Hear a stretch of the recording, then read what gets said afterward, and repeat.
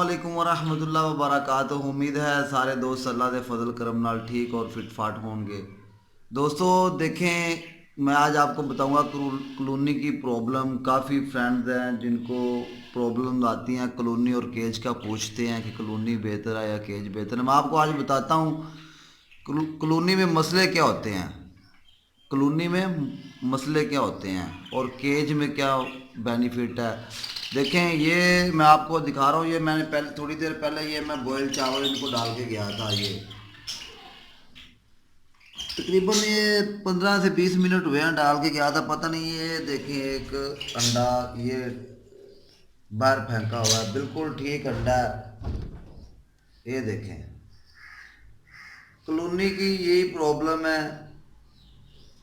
انہوں نے انڈا نیچے پھینک دیا ہے۔ پتہ نہیں اب یہ کس مادی نے پھینکا ہے، یہ مجھے پتہ نہیں چل رہا۔ یہ ادھر بھی انڈے ہیں، ادھر بھی ہیں، اور اس مٹکی میں بھی انڈے بچے ہیں، وہ سامنے بھی ہیں۔ پتہ نہیں ابھی کس نے پھینک دیا یہ انڈا۔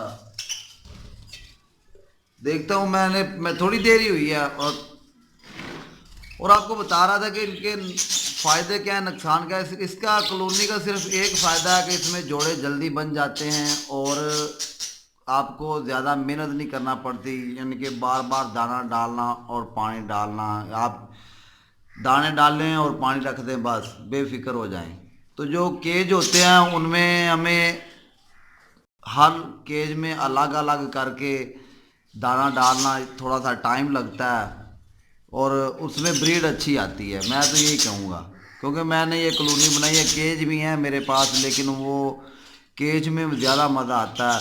یہ کلونی کی پرابلم دیکھ لیں آپ، یہ ابھی تھوڑی دیر پہلے ہی انہوں نے، میں دیکھ کے گیا ہوں تھوڑی دیر پہلے۔ ایک تو ادھر جھگڑا بہت ہوتا ہے، لڑائی جھگڑا، اور یہ خود ہی اپنی پسند کے جوڑے وغیرہ لگا دیتے۔ دیکھیں ابھی بھی یہ جھگڑا کر رہے ہیں، بالکل ان کا مسئلہ پرابلم ان کا یہی ہوتا ہے۔ لیکن اگر آپ کیج میں لگائیں تو وہ زیادہ بیسٹ ہے۔ کلونی میں اگر آپ کے پاس ٹائم کم ہے تو پھر آپ کلونی لگا لیں، صرف پانی ڈالیں، دانہ ڈالیں اور بے فکری ہو جائے۔ اوکے دوستو، آپ کو سمجھ آ گئی ہوگی۔ دیکھیں، یہ میں آپ کو پھر سے دکھاتا ہوں ایک بار، یہ انڈا دیکھیں،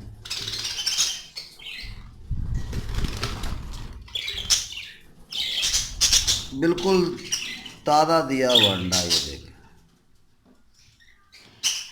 یہ سارا وہ نیچے یہ آ گیا، گر گیا، یہ انڈا نیچے پھینک دیا ہے اس نے، پتہ نہیں کس مادی نے پھینکا ہے۔ اوکے فرینڈز، دعاؤں میں یاد رکھنا۔ فی امان اللہ، اللہ حافظ۔